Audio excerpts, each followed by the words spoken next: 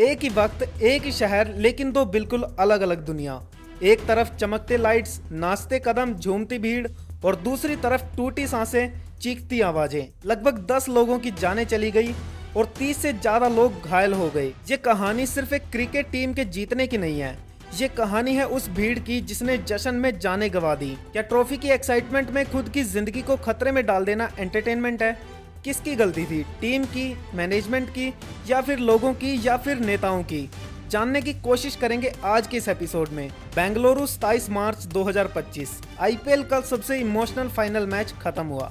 18 साल बाद royal Challengers Bangalore ने ट्रॉफी उठाई। जिस टीम पर हर साल लोग मीम्स बनाते थे, इस बार उस टीम ने इतिहास रच दिया। विजय जुलूस का ऐलान हुआ और जैसे ही हुआ पूरा शहर सड़कों पर निकल पड़ा।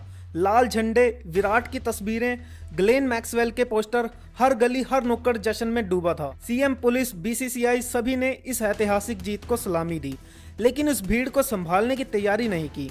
चन्नास्वामी स्टेडियम के पास एक भयानक सीन तैयार हो रहा था।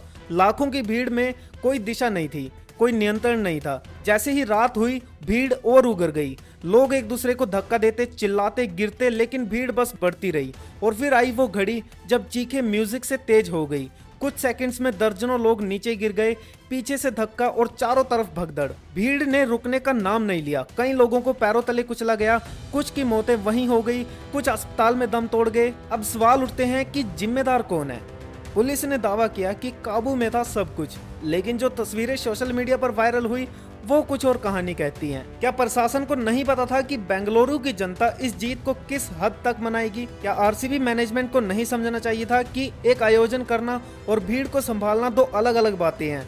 और क्या हम एक समाज के तौर पर इतने जज्बाती हो गए हैं कि जश्न के नाम पर इंसानियत को कुचल देते हैं? ये सिर्फ एक हादसा नहीं था, ये सिस्टम की नाकामी थी। जब भी कोई बड़ा इवेंट होता है, हमारे सिस्टम की पोल खुल जाती है। क्रिकेट का जुनून इतना अंधा हो चुका है कि अब उसमें जीवन की कीमतें भी कोई मायने नहीं रखती। किसी ने अपना बेटा खोया, किसी ने बहन, किसी ने पिता। जो लोग आरसीबी की जर्सी पहनकर घर से निकले थे, वो एक वाइट कपड़े में वापस घर पहुंचे। और मीडिया की तो बात ही मत करो, क्योंकि वो कभी भी उस चीज को नहीं दिखाती जो जरूरी होता है। हम भूल रहे हैं कि जश्न अगर जिंदगी छीन ले तो वो जीत नहीं, एक त्रासदी है। आरसीबी की जीत का सम्मान है, लेकिन उससे जुड़ी ये मौतें हमारे समाज के पागलपन की निशानी है। अब वक्त आ गया है कि हम सवाल पूछें। क्या फैन होना इतना जरूरी है कि किसी की जानें चली जाएं? क्या कोई जीत इतनी बड़ी होती है कि वो सुरक्षा व्यवस्था को ही अनदेखा कर दे? क्या सरकार की जिम्मेदारी बस ट्वीट करने और बधाई देने तक ही सीमित हो गई है? इस कहानी का दुखद अंत ये है कि जिन लोगों ने जानें गंवाई हैं, वो सिर्फ आंकड़े बनकर रह गए हैं। कहीं कोई कैंडल मार्च नहीं हुआ, ना कोई क्रिकेट बोर्ड ने मुआवजे की बात की। विराट कोहली ने एक भावुक ट्वीट किया, लेकिन क्या उससे जानें लौटेंगी? एक समाज की तस्वीर जिसने जश्न की आड़ में मौतें छुपाई जा रही हैं। आरसीबी की जीत पर हमें गर्व है, लेकिन उन मौतों पर खामोशी हमें कसूरवार बनाती है। पहले भी कई बार ऐसी घटनाएं हो चुकी हैं। आप महाकुंभ का केस उठा लो, या फिर अल्लू अर्जुन की मूवी का प्रीमियम। वहां पर भी अनकंट्रोल्ड भीड़ की वजह से ही ऐसा हुआ था, और फिर भी उनसे मैनेजमेंट ने कोई सीख नहीं ली।